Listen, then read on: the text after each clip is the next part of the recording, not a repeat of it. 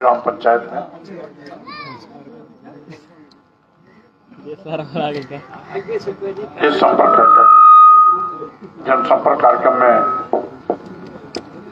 साथ में चल रहे हमारे पार्टी के वरिष्ठ नेता भाई गुलामुद्दीन जी, हमारे अजीत दोस्त, लंबे अरसे से मेरे सहयोगी साथी रहे भाई रहमत जी, यहाँ पर उपस्थित जनाब अजीत जी, कार्यक्रम का संचालन कर रहे भाई विजय जी, और साथ ही साथ आज इस कार्यक्रम में हम सबके बीच में उपस्थित इस गांव के सभी सामान्य साथियों, भाइयों, नौजवान साथियों, हेलो, हमारे पूर्व प्रधान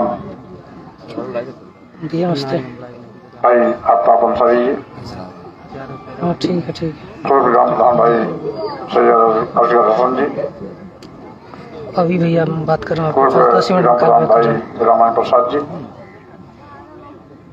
भाई कमलेश गुप्ता जी, ग्राम प्रधान भाई लक्ष्मण प्रसाद यादव जी, भाई पीर मोहम्मद सिद्दीकी जी, शुभाम सिद्दीकी जी, मुमताज अंसारी जी, भाई बेशु अंसारी जी, कन्हैया गुप्ता जी, मुनीर सिद्दीकी जी, अमाना सिद्दीकी जी, शहीद सिद्दीकी जी, वजीर आलम जी, भाई रईस जी, मंजूर आलम जी, जाकिर हाफिज जी, साहब हुसैन जी, मंगली यादव जी, क़यामुद्दीन अंसारी जी, सिराज शाह जी, सिंहासन यादव जी, अमीन अंसारी जी, नसीरुद्दीन सिद्दीकी जी, जहांगीर सिद्दीकी जी, अली हुसैन जी, काजी शब्बर हसन जी, राजवर जी, अजमल अंसारी जी, आप तमाम साथियों के साथ साथ यहाँ पर उपस्थित सभी हमारे मोअज़्ज़िज़ बुजुर्गों, नौजवान साथी, जैसा कि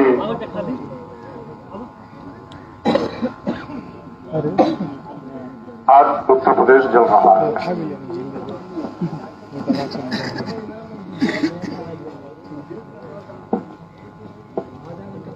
भारतीय जनता पार्टी में 5 साल रहकर के मैंने तजुर्बा किया कि भारतीय जनता पार्टी वोट की सौदागर है, सत्ता के लिए किसी हद तक जा सकती है, हिंदू मुस्लिम भाईचारे का कब्जाम कर पूरे उत्तर प्रदेश को दंगे की आग में झोंकने की भी कोशिश कर सकती है। इसलिए सभी को बहुत ही सावधान रहने की आवश्यकता है। पश्चिमी उत्तर प्रदेश के पहले चरण का चुनाव हुआ है, जिसमें 58 सीटों में से 45 सीटों पर समाजवादी पार्टी गठबंधन की बढ़त की ओर इशारा हुआ है। इससे भारतीय जनता पार्टी बहुत विफलाई हुई है। और चुनाव दरमियान हिंदू मुस्लिम दंगा कराने में भी भारतीय जनता पार्टी कोई न कोई साजिश और कुकर्म कर सकती है, क्योंकि आज योगी सरकार सभी मुद्दों पर बुरी तरह फेल हुई है। किसानों की फसल छुट्टा जानवर चढ़ रहे हैं, पूरी फसल चौपट हो जा रही है। किसान विरोधी बिल ला करके किसानों की कमर तोड़ने की सरकार ने नापाक कोशिश भी की।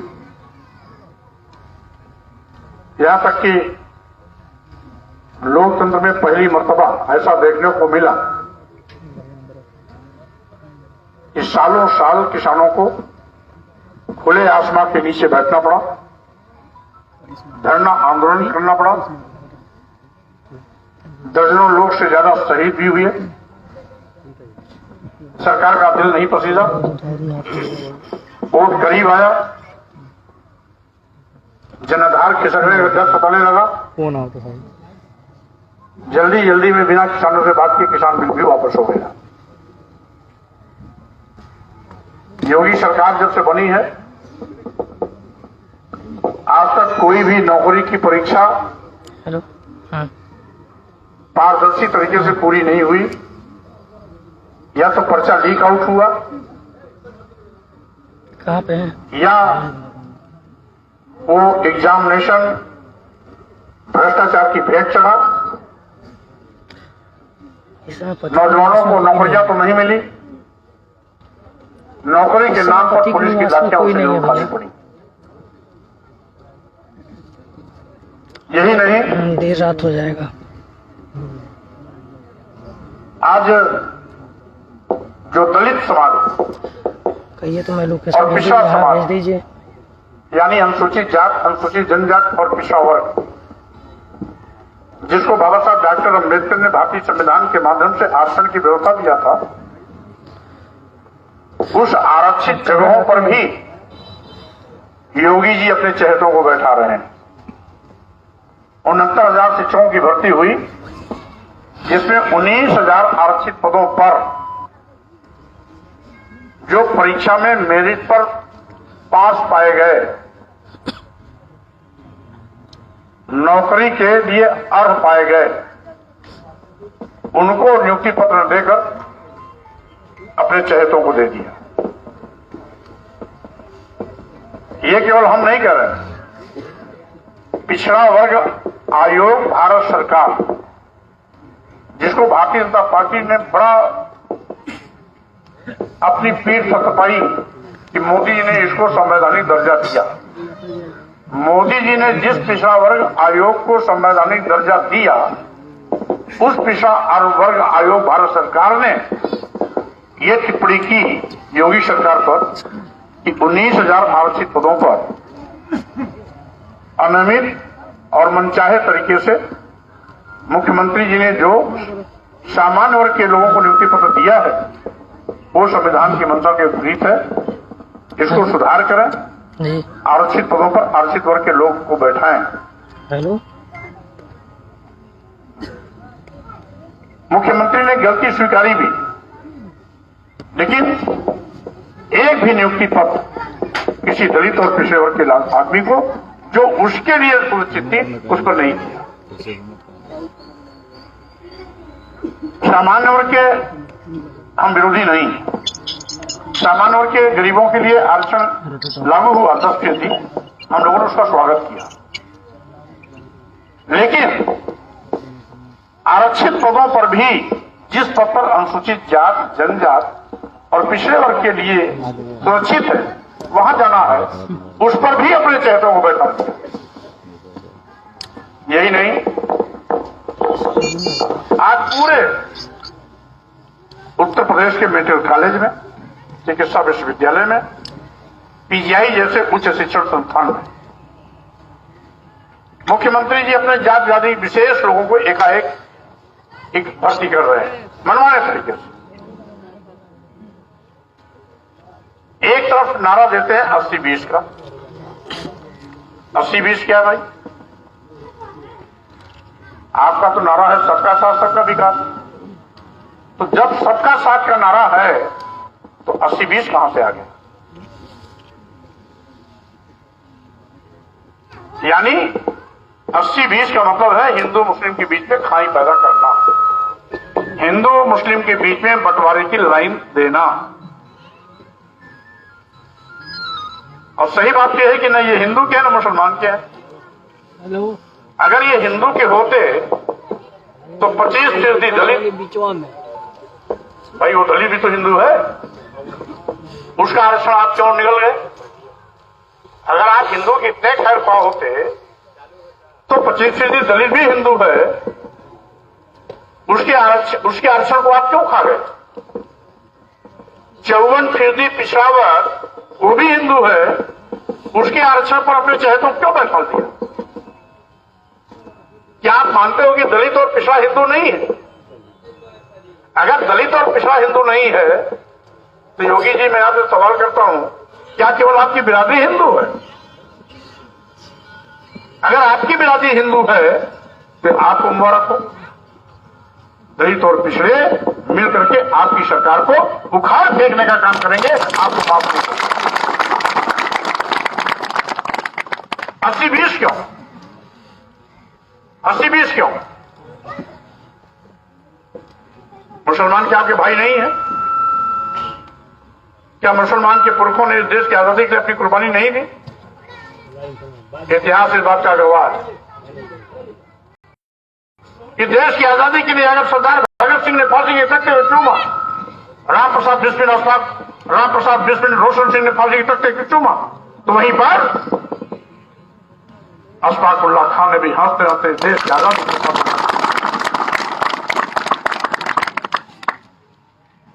साजिश की जाएगी। यही नहीं, गाजीपुर के वीर अब्दुल हमीद पाकिस्तान की दर्जनों टैंक को स्वाहा करके इस देश की सम्मान के लिए अपनी कुर्बानी की है। क्या वीर अब्दुल हमीद ने अपनी शहादत इस देश के लिए इसलिए दिया कि उनकी आने वाली पीढ़ियों को आप देश निकाला करेंगे? आप 80-20 का जो फार्मूला है, ये आप देश को बंटवारे की ओर ले जा रहे हैं। आपकी जो नापाक कोशिश है, ये देश को खंडित करने वाली कोशिश है। आप कहते हो कि हम राष्ट्र धर्म को मानते हैं। आपका राष्ट्र धर्म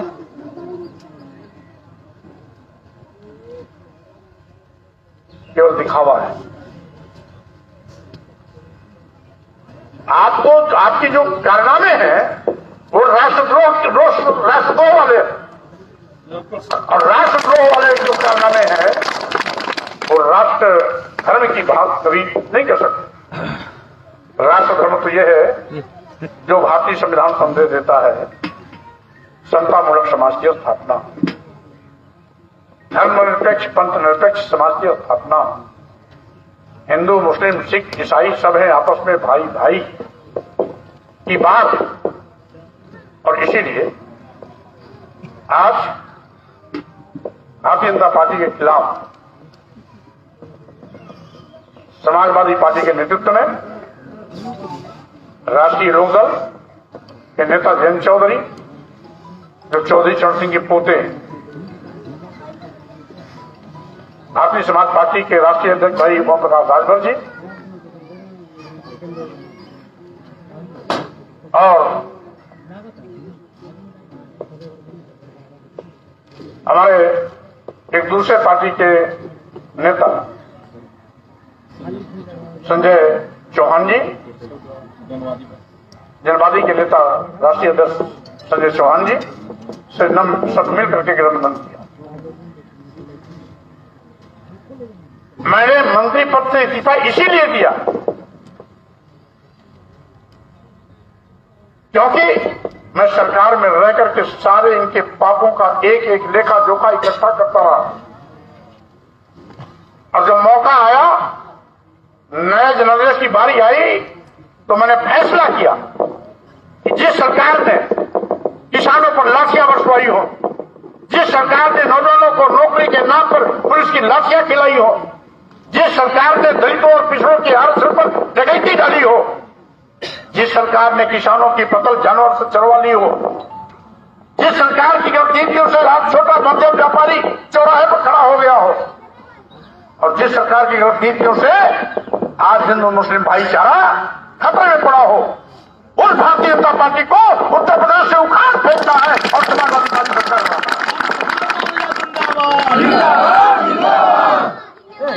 इसलिए आज आप सब जानते हैं बड़ा कार्यक्रम होगा, सारी चीज विस्तार से बताएंगे और भी कई कार्यक्रमों में जाना है। आज ये छोटी छोटी बात को कितना हवा देते हैं। उन्नाव में कल एक लड़की की लाश करीब 1.5-2 महीने बाद एक खेत से मिली। भारतीय जनता पार्टी के लोग कहते हैं समाजवादी पार्टी के नेता के खेत से मिली, और जिस समाजवादी पार्टी के नेता की बात करते हैं वो 4 साल पहले मर गए हैं। 4 साल पहले मर गए।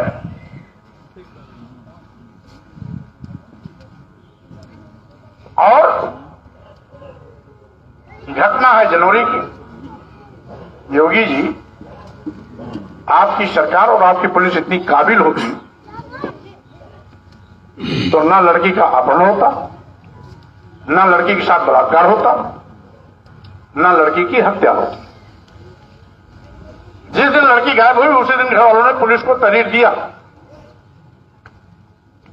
पुलिस कान में तेल डाल के बैठी रही और योगी सरकार के निकम्मेपन के चलते उस लड़की की जान भी गई, बलात्कार की भी शिकार हुई, अपहरण भी की गई। अगर योगी जी आपकी पुलिस मुस्तैद होती तो सारी की सारी वारदात नहीं होती।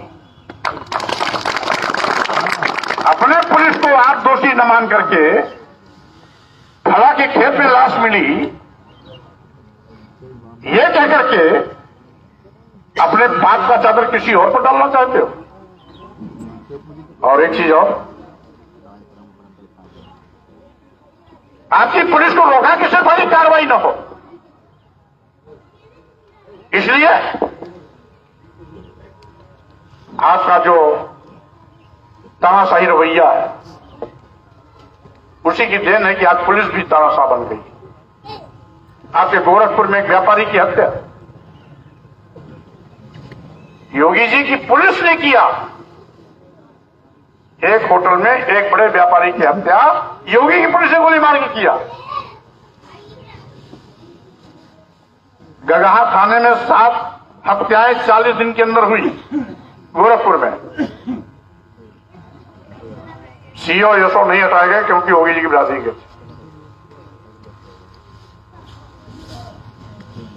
हाथरस में एक दलित लड़की के साथ सामूहिक बलात्कार हुआ, हत्या कर दी गई।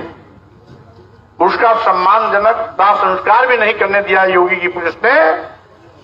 योगी जी को साक्ष्य मिटाने के लिए, सबूत मिटाने के लिए योगी जी के इशारे पर उस लड़की को तेज छकर जला दिया गया पुलिस कस्टडी में। कहते हैं कानून का राज।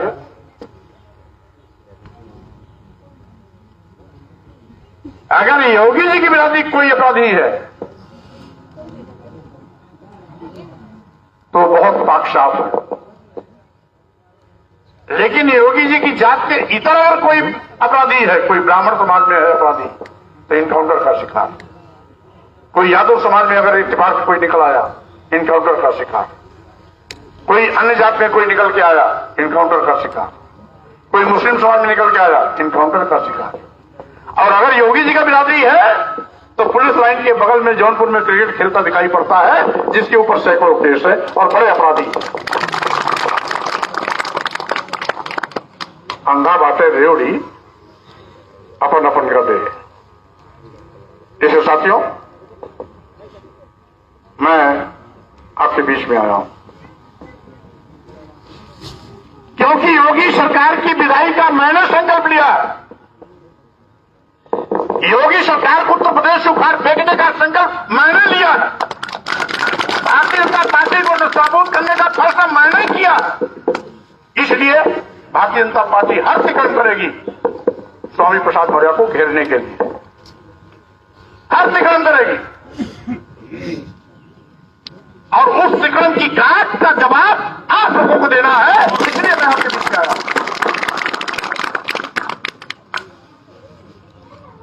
हमारे कुछ नौजवान आपने मोबाइल में देखे भी होंगे, एक समाचार पत्र ने भी स्टिंग ऑपरेशन किया था जिसको उसने वायरल भी कर दिया। भारतीय जनता पार्टी ने 300 करोड़ रुपए देकर के मायावती से 50 सीट ली और उसमें आपका फाजिलनगर भी शामिल है।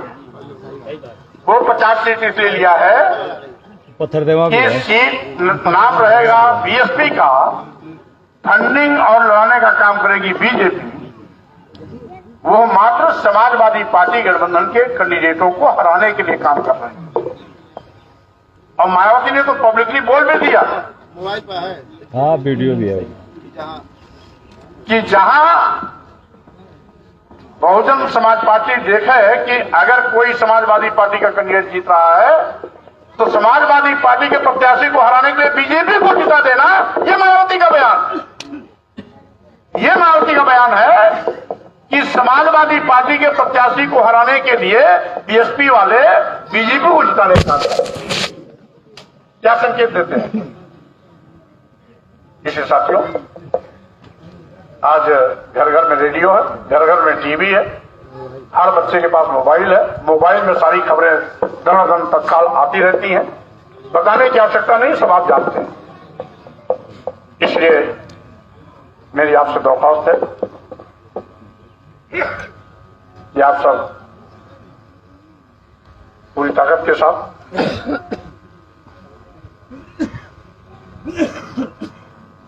विरोधियों की काट का जवाब देते हुए साइकिल के सामने बटन दबा करके समाजवादी पार्टी की सरकार बना करके भारतीय जनता पार्टी की विदाई तय करने का